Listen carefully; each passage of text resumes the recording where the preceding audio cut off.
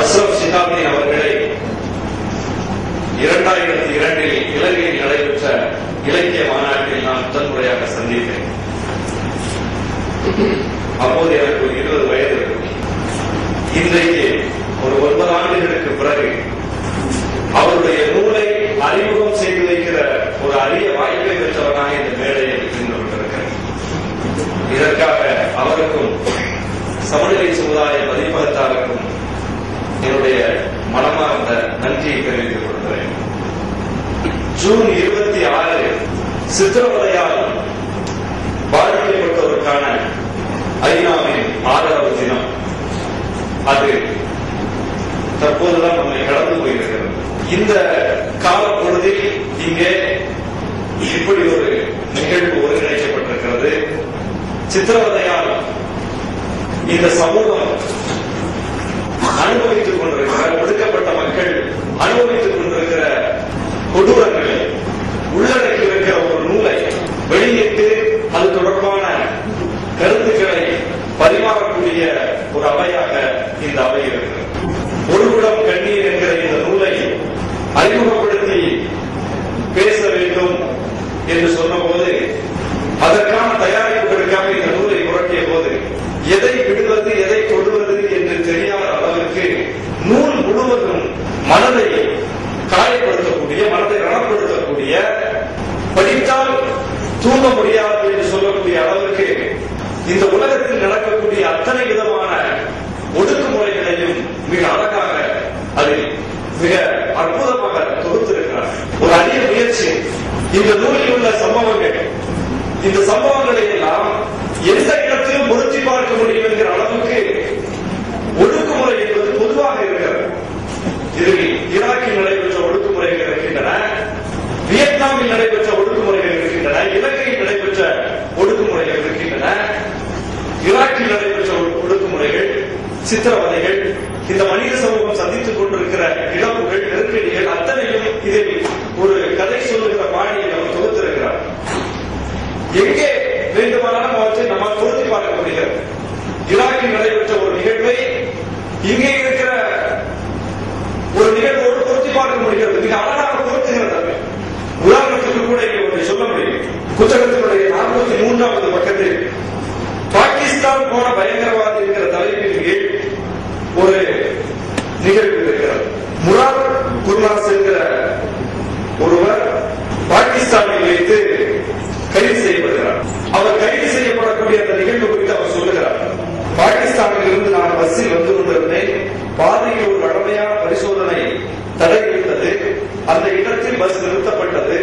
நான் அமர்ந்திருந்த ஆசனத்திற்கு இருந்த ஜன்னல் கண்ணாடியை கட்டி இவன் தான் என்று ஒரு பாகிஸ்தானிய போலீஸ்காரன் சொல்வது கேட்டது. போலீசார் என்னை பஸ்ஸில் இருந்து வெளியே இறக்கி எடுத்தனர். எப்படி இது நிகழ்ந்தது என்பது எனக்கு இன்று வரை புரியவில்லை. சிலவேளை பாகிஸ்தானுடைய உடல் தோலை விட இரண்டு தோல் சற்று வெளிச்சமானதாக இருப்பதால் அவர்கள் என்னை வேறுபடுத்தி அடையாளப்படுத்தினார்கள் போலும். இப்படி அவர் தான் கைது செய்யப்பட்ட விதம் குறித்து சொல்லிக் கொடுக்கிறார். உலகம் முழுவதும் ஒடுக்குமுறை ஒன்று போல் இருக்கிறது. ஒடுக்கக்கூடியவர்களுடைய எண்ணம் ஒன்று போல் இருக்கிறது. அதிகாரத்தை தக்க வைப்பதற்காக, தங்களுடைய ஆதிக்கத்தை நிறுவுவதற்காக அவர்கள் எந்த எல்லைக்கும் போவார்கள் என்பதை இந்த புத்தகத்தினுடைய அத்தனை சம்பவங்களும் எடுத்து சொல்கின்றனர். இந்த புத்தகத்தை படிக்கிற போது நமக்கு ஒடுக்கப்பட்ட சமூகங்களுக்காக போராடக்கூடிய வலிமையை, போராடக்கூடிய எண்ணத்தை அதிகமாக விதைக்கக்கூடிய ஒரு நிலையில் இந்த புத்தகம் இருக்கிறது. புத்தகத்தை நான் படித்தேன். ஜூன் 26 சித்திரவதைக்கு எதிரான ஐநாவின் அடையாள நாள் என்பதனால் மக்கள் கண்காணிப்பகம் ஒரு நூலை வெளியிட்டிருக்கிறார்கள். வாக்குமூலங்கள் என்ற தலைப்பில் அந்த நூல் வந்திருக்கிறது. அதை புரட்டி பார்த்தேன். அந்த நூலில் வீரப்பனை தேடுவதாக சொல்லிக்கொண்டு அதிரடி படையினர், சிறப்பு படையினர் நடத்திய தேடுதல் வேட்டையின் போது பழங்குடியின மக்களையும் மலைவாழ் மக்களையும் அவர்கள் எந்த அளவுக்கு சீரழித்தார்கள், வேட்டையாடினார்கள் என்பதை அந்த புத்தகங்களில் அவர்கள் அந்த வேட்டையாடப்பட்ட மக்கள், சூறையாடப்பட்ட மக்கள் வாக்குமூலங்களாக பதிவு செய்திருக்கிறார்கள். இந்த புத்தகத்தில் இருக்கிற வாக்குமூலங்களையும் அந்த புத்தகத்தில் இருக்கிற வாக்குமூலத்தை பார்க்கும்போது ஒன்று கொள்கிறது. பாதிக்கப்பட்ட மக்களின் வாக்குமூலம் இடம் மாறுகிறது, நாடு மாறுகிறது, ஆனால் காட்சியும் சம்பவங்களும் ஒன்று கொண்டிருக்கிறது. இந்த புத்தகத்தில் வரக்கூடிய மனிதர்களுக்கு இழைக்கப்பட்டிருக்கிற அநீதி, சித்திரவதை எப்படி இருக்கிறதோ அது போலவே இங்கே வீரப்பனை தேடுகிறோம் என்கிற பெயரில் இங்கே நம்முடைய பகுதிகளில் காடுகளில் இருக்கக்கூடிய மக்களுக்கு இழைக்கப்பட்ட சித்திரவதையும் ஒன்று போன்று இருக்கிறது. இதில் இன்னொரு காட்சி இருக்கிறது. ஈராக்கில் உள்ள ஒரு சிறுமியும் அவருடைய குடும்பமும் சிறுமி கற்பழிக்கப்பட்டு சூறையாடப்பட்டதையும் அவருடைய குடும்பம் முழுவதுமாக அழிக்கப்பட்டதையும் பற்றி இதில் ஒரு பதிவு இருக்கிறது. ஆனால் உலகம் முழுவதும் இந்த கொடுமைக்கு உள்ளாக்கப்படுகிற மக்கள் எளியவர்களாகவும் வலிமை இழந்தவர்களாகவும் இருக்கிறார்கள். கொடுமைப்படுத்தக்கூடியவர்கள் அதிகாரத்தில் இருக்கிறார்கள். அதிகாரத்தை தக்க வைப்பதற்காக அவர்கள் இத்தகைய கொடூரங்களை கட்டமைத்து வருகிறார்கள் என்பதுதான் இதிலிருந்து நமக்கு கிடைக்கிற செய்தி. ஒடுக்கும் அதிகார வர்க்கத்திற்கு என்ன தண்டனை என்கிற கேள்வி இப்போது எழுகிறது. எல்லாம் சரி, உலகம் முழுவதும் ஒடுக்குமுறைகள் நடந்து கொண்டிருக்கின்றன, இன்னும் நடக்கும். இதை செய்பவர்கள் அதிகாரத்தை தக்க வைக்க வேண்டும் என்கிற ஒரே இலக்கோடும் நோக்கோடும் இதை செய்து கொண்டிருக்கிறார்கள். இதற்கு என்ன மாற்று, இதற்கு என்ன தீர்வு என்கிற போது இந்த நூலிலேயே அதற்கும் ஒரு விடை இருக்கிறது. இந்த நூலினுடைய 34ஆம் பக்கத்தில் தப்பி பிழைத்த பிக்கு என்னும் தலைப்பில் பர்மாவில் ஜூண்டா அரசின் ஒடுக்குமுறைக்கு ஆளான புத்த பிக்குவின் உரைக்கு வாக்குமூலங்கள் இருக்கிறது. அவர் சொல்றாரு, என்னால் அவர்களுக்கு சொல்ல முடிந்ததெல்லாம் அராஜகங்களை கைவிடுங்கள், இல்லையே நீங்கள் குப்பை தொட்டிக்குள் வீசப்படுவீர்கள் என்பதுதான் அப்படின்னு கேட்கிறார். அவர் தனக்கு நேர்ந்த வன்முறைகளை சித்திரவதைகளை பட்டியலிட்டு கடைசி சொல்லி முடிக்கிறார். அராஜகங்களை கைவிடுங்கள், ஆட்சியாளர்கள் சொல்றார், இல்லையே நீங்கள் குப்பை தொட்டிக்குள் வீசப்படுவீர்கள். இந்த வார்த்தையை படிச்ச உடனே எனக்கு இன்னைக்கு நம்ம சூழல் நடந்துட்டு இருக்க தற்கால நிகழ்வுகள் எனக்கு உடனே அப்படியே பொருந்தது. இந்த இடத்துக்கு இங்க நம்ம பார்க்கிறோம், 12 ஆண்டுகளுக்கு மேலாக தமிழக சிறைகளில் முஸ்லிம்களை, அப்பாவி முஸ்லிம்களை, குற்றம் செய்யாதவர்களை சிறைப்படுத்தி வதைப்படுத்தி இன்னைக்கு இருக்கிறாங்க.